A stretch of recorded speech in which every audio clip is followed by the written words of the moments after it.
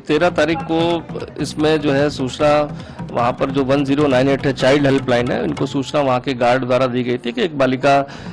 संदिग्ध परिस्थितियों में वहाँ पर बैठी एक शॉप पर कुछ खा रही है और इस तरह वहाँ पर कोई संदिग्ध व्यक्ति भी दिख रहा है। तो इसको देखते हुए 1098 ने अपनी टीम को, अन्य सदस्य को बुलाया और बच्ची से जो पूछताछ करी, उस पूछताछ में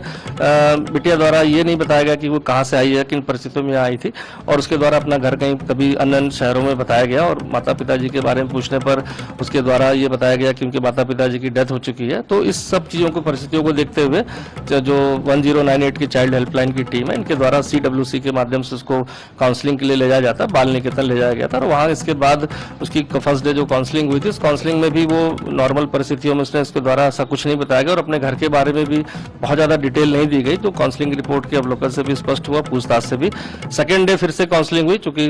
काउंसलिंग लगातार होती है वहाँ बच्चों की, क्योंकि घर के बारे में और किन परिस्थितियों में वो यहाँ पर कैसे आए, तो इस सब चीज़ों की जब सेकंड डे काउंसलिंग हुई, थर्ड डे काउंसलिंग हुई, तो कहीं ना कहीं बच्ची द्वारा ये बात बताई गई कि जो है उसके द्वारा 5 लोग द्वारा गलत कार्य किया गया था। चूंकि मामला जब इस तरह का सामने आया पूछताछ में काउंसलिंग के दौरान, तो थाने पर जो है कल सायं जोन के द्वारा तहरीर दी गई थी। उस तहरीर के आधार पर 5 अज्ञात व्यक्तियों के विरुद्ध जो है 70 जो BNS हमारा नया एक्ट है उसके तहत और पोक्सो अधिनियम के तहत केस रजिस्टर्ड हो गया था। चूंकि बिटिया से जब इस जानकारी के बारे में घटनाक्रम कहाँ का हो सकता है, जो हमारी स्पेशल टीम जो महिला अधिकारियों की बनाई गई, तो उसके बाद फिर पता चला कि घटनाक्रम जब वो बस से, दिल्ली से बस से आई थी, तो घटनाक्रम बस का था। इसके बाद वहाँ की सारी CCTV फुटेज को लेकर अवलोकन किया गया। उस अवलोकन के बाद बिटिया को देखा कि रात के करीब 1-1:30 बजे के करीब एक शॉप पर वहीं पर बैठी हुई थी और एक संदिग्ध व्यक्ति भी वहाँ पर खड़ा हुआ था, और जिसको गार्ड ने भी पहचाना था कि यहाँ एक व्यक्ति यहाँ था, और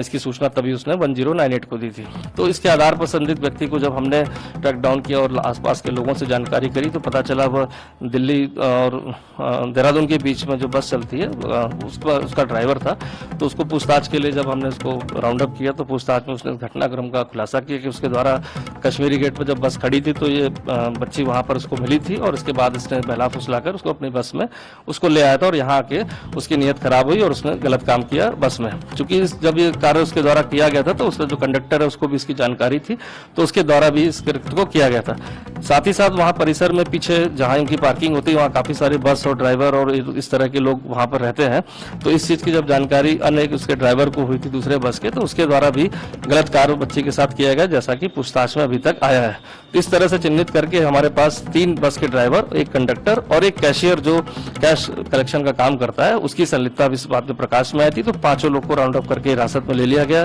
जो बस आइडेंटिफाइड हुई थी, रात इसमें स्टेट की फोरेंसिक टीम को बुलाकर जो साक्ष्य संकलन की कार्रवाई इसमें की गई है। साथ ही जो हमारी काउंसलिंग की टीम थी, जो अलग अलग लोगों ने काउंसलिंग करी थी, उनसे भी वार्ता कर ली गई है। अब पूछताछ के बाद बिटिया का जो था कि गांव का नाम पता चला था, उस गांव के नाम के आधार पर हमने वहां पर पुलिस से संपर्क करके टीम को वहां भेजा, और वहां पर